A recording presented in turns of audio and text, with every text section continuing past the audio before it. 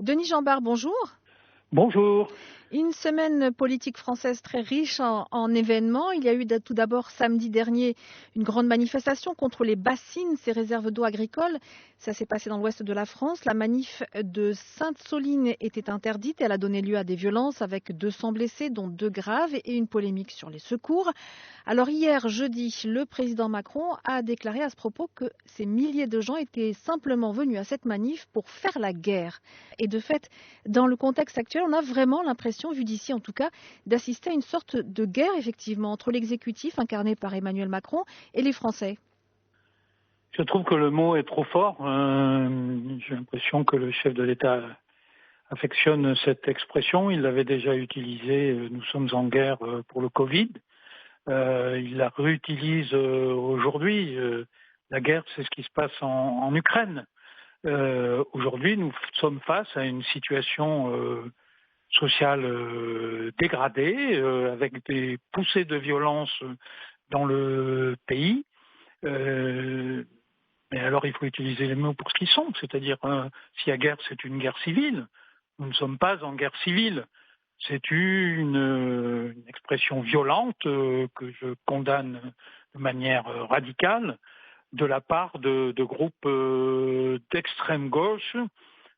Parfois, semble-t-il, peut-être tout ça un peu manipulé aussi marginalement par l'extrême droite.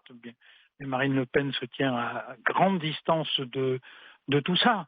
Je trouve qu'une fois encore, le chef de l'État emploie des mots qui sont trop forts, trop gros. Qui attise un petit peu le mécontentement. Alors, ça peut, je ne sais pas si ça peut contribuer à l'amélioration de la situation. Peut-être derrière l'utilisation d'un tel vocabulaire, il y a la volonté, en tout cas c'est d'ailleurs plus qu'une volonté, c'est la stratégie du gouvernement, c'est d'apparaître comme le font souvent les gouvernants quand ils ont des manifestations de rue et des manifestations de rue violentes, voire très violentes comme on l'a vu samedi dernier, eh bien de jouer l'ordre contre le désordre. C'est pour essayer de provoquer une sorte de désaveu du mouvement social à travers la condamnation des actes de violence. La difficulté qu'il a aujourd'hui, c'est quand même cette sensibilité que manifestent notamment les jeunes à la processation par la violence. On a eu quelques sondages qui ont indiqué que 20 à 25% de la jeunesse, c'est-à-dire sans doute des moins de 25 ans, n'étaient pas insensibles à cette manière de protester. En tout cas, sans la pratiquer, ils pouvaient la comprendre. Donc, je trouve que c'est un peu jouer avec le feu, c'est un peu un mot provocateur. Je comprends que le chef de l'État veuille rétablir l'ordre, c'est une sécurité, c'est le rôle de l'État, mais peut-être faudrait-il utiliser des mots moins violents. À la violence, on ne répond pas par des mots violents.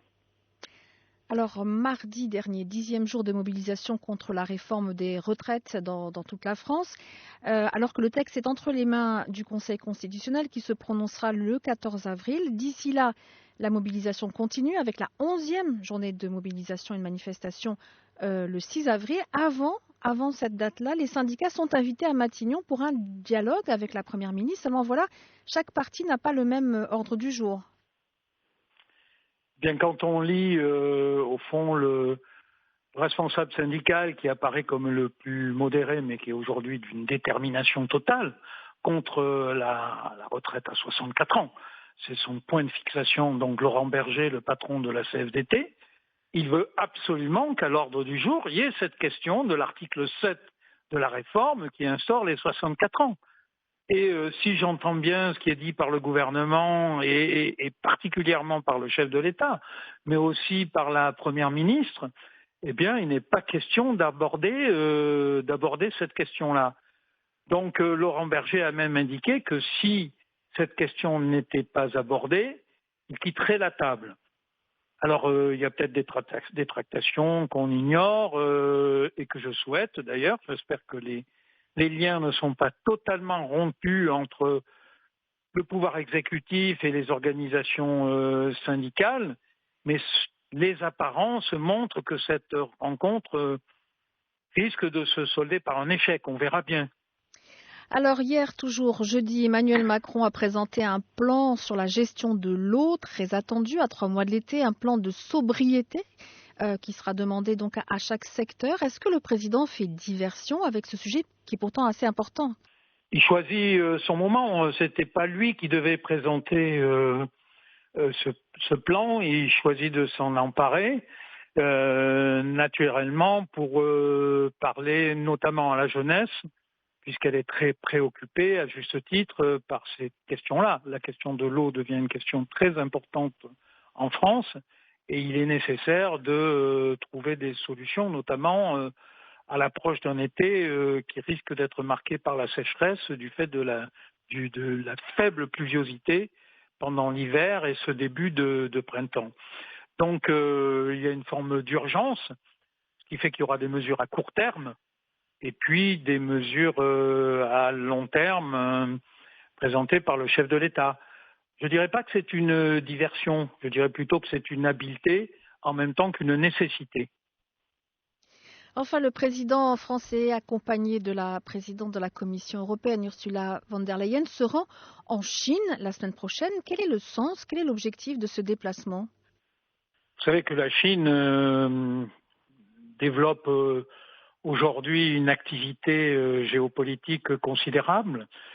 C'est devenu l'interlocuteur principal de M. Poutine avec le déplacement du président chinois l'autre semaine pendant 3 jours et l'affirmation d'une entente parfaite entre les deux pays, même si ça n'est pas allé jusqu'à l'annonce d'un apport d'armement de la part des Chinois pour les Russes pour renforcer le front en Ukraine.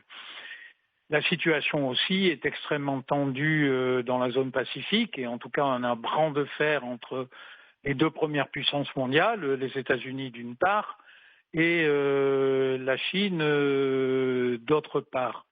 Et puis il y a le projet mondial qui s'exprime à travers cette formule des routes de la soie, au fond d'une emprise commerciale de la Chine sur le monde entier, qui serait accompagnée d'une certaine forme d'emprise idéologique. Et la Chine travaille beaucoup aujourd'hui à réunir autour d'elle ce qu'on appelle les régimes autoritaires.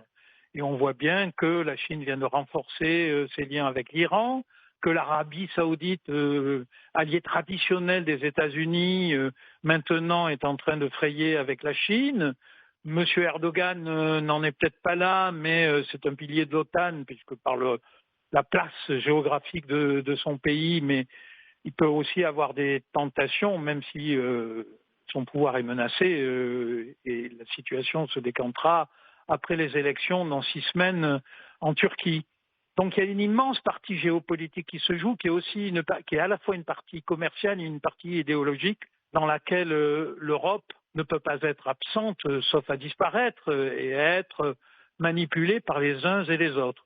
Donc il y a une volonté face à la Chine et à côté de nos alliés d'installer la France, mais aussi à travers la France l'Europe, et donc c'est ce qui explique la présence de la présidente de la Commission comme un interlocuteur important avec les Chinois. Mais on verra ce qui ressort de cette rencontre. L'intérêt des Chinois est aussi d'essayer de désolidariser un peu l'Europe des États-Unis, alors que l'Europe s'est beaucoup rapprochée à travers l'OTAN des États-Unis en raison du conflit ukrainien.